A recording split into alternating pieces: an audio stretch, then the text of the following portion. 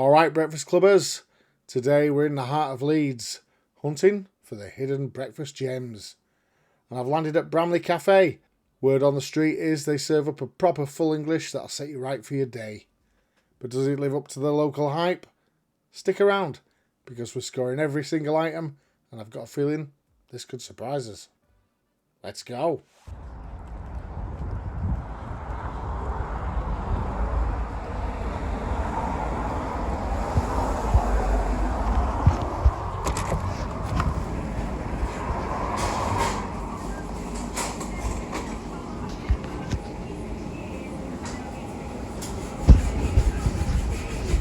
Morning, you alright?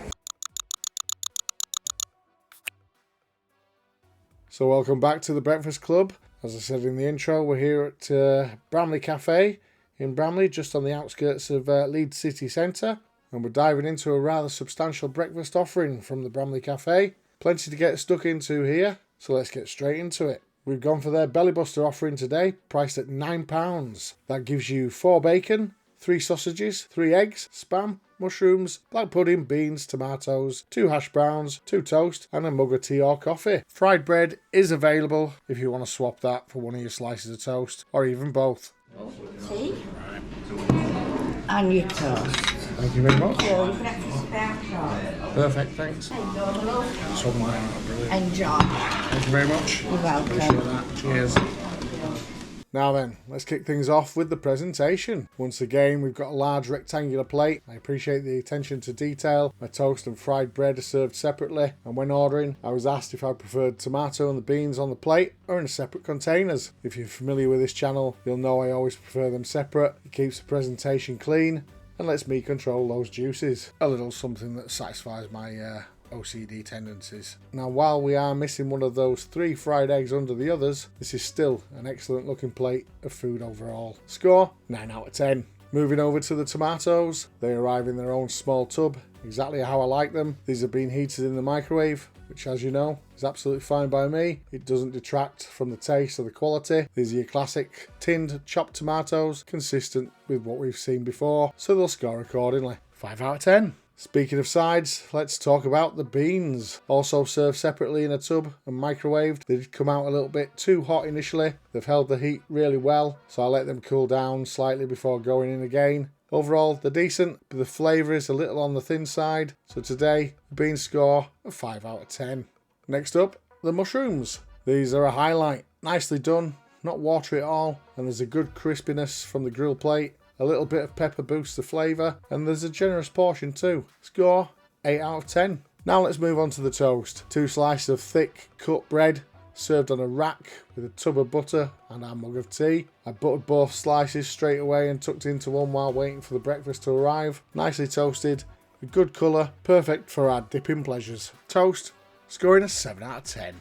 Turning to the eggs, and what a sight. 3 fried eggs, the most I've had on a plate so far during these reviews, I believe. They're cooked over easy-ish, with thick whites and a nice bit of softness in a couple of the yolks. Perfect for dipping your toast or hash browns. There's a little extra oil, suggesting they've been pan-fried rather than done on a grill plate. One egg was slightly overdone, but that was the one that was served sat there under the other 2 eggs. So no surprises there that one's a little bit more well done than the other 2. Still an impressive showing. Eggs, top marks today, 10 out of 10. Now, this is where things take a turn. The hash browns unfortunately let the plate down. They've come out very dark, overly crispy, carrying a burnt, oily taste. I later found out they were cooked in a backup fryer due to a malfunction with the main one, so a bit of bad luck really, but I've got to score what's in front of me today. It's unfortunate, but the hash browns get 0 points. So after that disappointment, let's raise the mood up a bit now and talk about the fried bread.